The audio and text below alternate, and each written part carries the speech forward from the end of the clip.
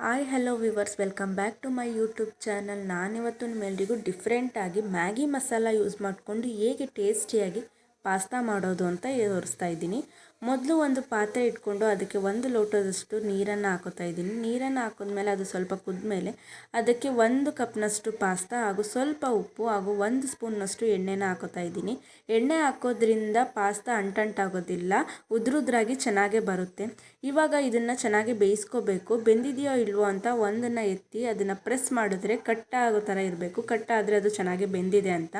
ಇವಾಗ ಇದಕ್ಕೆ ಅದನ್ನು ನೀರೆಲ್ಲ ಚೆಲ್ಬಿಟ್ಟು ಅದಕ್ಕೆ 1 ಕಪ್ನಷ್ಟು ತಣ್ಣೀರನ್ನ ಹಾಕ್ಕೋಬೇಕು. ನೆಕ್ಸ್ಟು ಒಂದು ಪಾತ್ರೆನ ಇಟ್ಕೊಂಡು ಅದಕ್ಕೆ ಸ್ವಲ್ಪ ಎಣ್ಣೆ ಹಾಗೂ ಸ್ವಲ್ಪ ಸಾಸಿವೆನ ಹಾಕ್ಕೋಬೇಕು.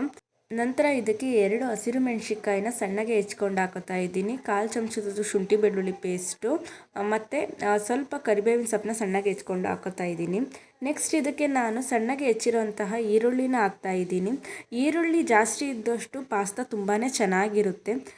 ನಂತರ ಇದಕ್ಕೆ ಸ್ವಲ್ಪ ಟೊಮೆಟೊನ ಅಂದರೆ 1 ಟೊಮೆಟೊನ ಹಾಕ್ತಾ ಇದ್ದೀನಿ. ಇದು ಚೆನ್ನಾಗಿ ಕಂದು ಬಣ್ಣಕ್ಕೆ ಬಂದಾದಮೇಲೆ ಇದಕ್ಕೆ 1/4 ಚಮಚದಷ್ಟು ಗರಂ ಮಸಾಲ, ಅರ್ಧ ಚಮಚದಷ್ಟು ಅಚ್ಚ ಖಾರದ ಪುಡಿ ಹಾಗೂ ರುಚಿಗೆ ತಕ್ಕಷ್ಟು ಉಪ್ಪನ್ನು ಹಾಕಿ ಚೆನ್ನಾಗಿ ಮಿಕ್ಸ್ ಮಾಡ್ತಾ ಇದ್ದೀನಿ.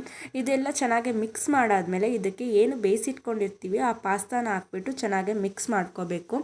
ನೀವು ನೋಡ್ಬೋದು ಪಾಸ್ತಾ ತುಂಬಾ ಉದ್ರುದ್ರಾಗಿದೆ. ನಾವು ಬೇಯಿಸ್ಕೋಬೇಕಾದ್ರೆ ಅದಕ್ಕೆ ಎಣ್ಣೆ ಹಾಕ್ಕೊಂಡು ಬೇಯಿಸೋದ್ರಿಂದ ಅದು ತುಂಬಾ ಚೆನ್ನಾಗಿ ಬರುತ್ತೆ. ಇವಾಗ ಇದಕ್ಕೆ 1 ಪ್ಯಾಕೆಟ್ನಷ್ಟು ಮ್ಯಾಗಿ ಮಸಾಲ ಪೌಡರ್ನ ಹಾಕ್ತಾ ಇದ್ದೀನಿ. ಮ್ಯಾಗಿ ಮಸಾಲ ಯೂಸ್ ಮಾಡೋದ್ರಿಂದ ಒಂದು ಡಿಫ್ರೆಂಟ್ ಟೇಸ್ಟ್ ಸಿಗುತ್ತೆ, ತುಂಬಾ ಚೆನ್ನಾಗಿರುತ್ತೆ. ಒಂದು ಸಲ ಟ್ರೈ ಮಾಡಿ ನೋಡಿ. ನೆಕ್ಸ್ಟ್ ಇದಕ್ಕೆ ನಾನು ಕೊನೆಯಲ್ಲಿ ಸ್ವಲ್ಪ ಕೊತ್ತಂಬರಿ ಸೊಪ್ಪನ್ನ ಹಾಕ್ತಾ ಇದ್ದೀನಿ. ಕೊತ್ತಂಬರಿ ಸೊಪ್ಪನ್ನ ಹಾಕಿ ಚೆನ್ನಾಗಿ ಮಿಕ್ಸ್ ಮಾಡಿದ್ರೆ ಸೂಪರ್ ಆ್ಯಂಡ್ ಟೇಸ್ಟಿಯಾದಂತಹ ಪಾಸ್ತಾ ರೆಡಿ ಆಗುತ್ತೆ. ನೀವು ಒಂದು ಸಲ ಟ್ರೈ ಮಾಡಿ ನೋಡಿ. ಹಾಗೂ ನೀವಿನ್ನೂ ನನ್ನ ಚಾನಲ್ ಸಬ್ಸ್ಕ್ರೈಬ್ ಮಾಡಿಲ್ಲ ಅಂದರೆ ಪ್ಲೀಸ್ ಸಬ್ಸ್ಕ್ರೈಬ್ ಮಾಡಿ. Thank you.